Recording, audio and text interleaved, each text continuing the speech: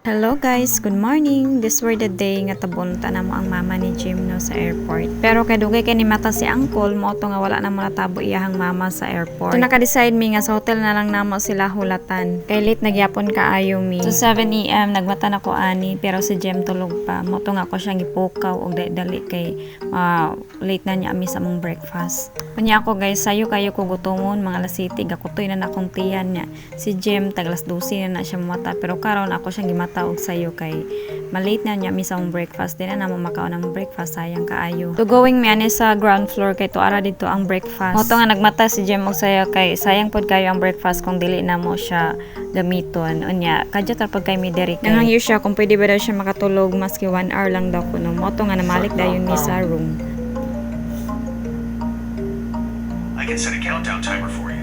For how long should I set it? 5 minutes. I've set a 5-minute countdown timer.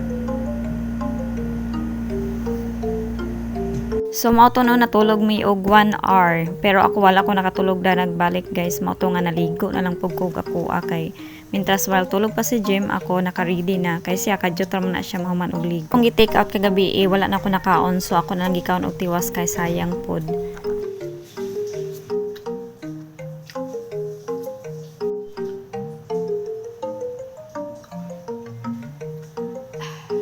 O kay mag-inom tubig ba mura bitaw nakainom bitaw og coke. So nagready na dai mi ani no kay para among tabuon ang mama ni Jem sa Lagindingan Airport. Pero kay kini ang nadugayan man mi so na late na mi ani. But need na mo mag-transfer sa laing hotel kay kini ang hotel nga among nastayhan is for 1 day lang amo ang gibook ani.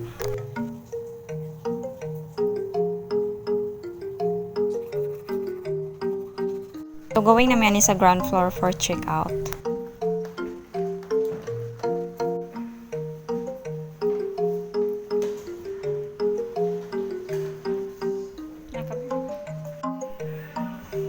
Ani nga time nagtaxi mi ani going to Limkit kay para going to Lagindingan kay among plano is kuan lang mi Magnum van paingon sa Lagindingan. Pero late naman day kaayo mi kay ang next nga mobiyahe sa Magnum van paingon sa Lagindingan is 1 PM pa pero ayang parents ay ang mama ni Jim abot sila is 1 PM pod. So late na kayo mi kung mobiyahe pa mi sa Lagindingan.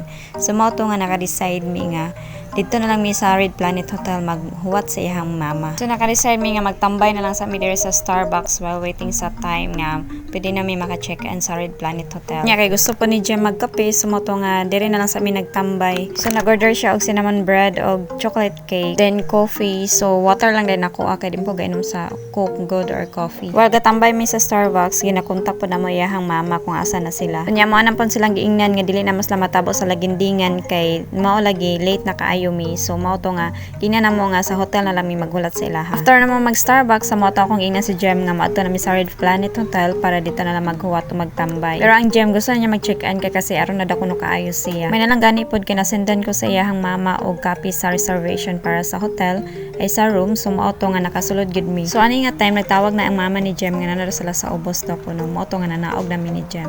Pero na medyo nakulbaan ako ani guys kay unsa man ako pag istorya ay magkasinabot maka. Nalang gani pod no kay ang mama ni Jem og si Auntie Iken is kabalo ra pod sila mga basic English. Ising-isir ako ani pero kulbaan ako ani kung sa akong buhaton. Tanawa kong nang ako na nagikong kuan diha kay wala ako sabot sa ibat. Ang naasa kong nahunaan ni is magustuhan baka ko nila or ganahan baka sila sa kuha or dili. Kunya nasa kong nahuna ko basin og maldita ang mama ni Jem na di siya ganahan sa kuha kay syempre only child lang si Jem nila.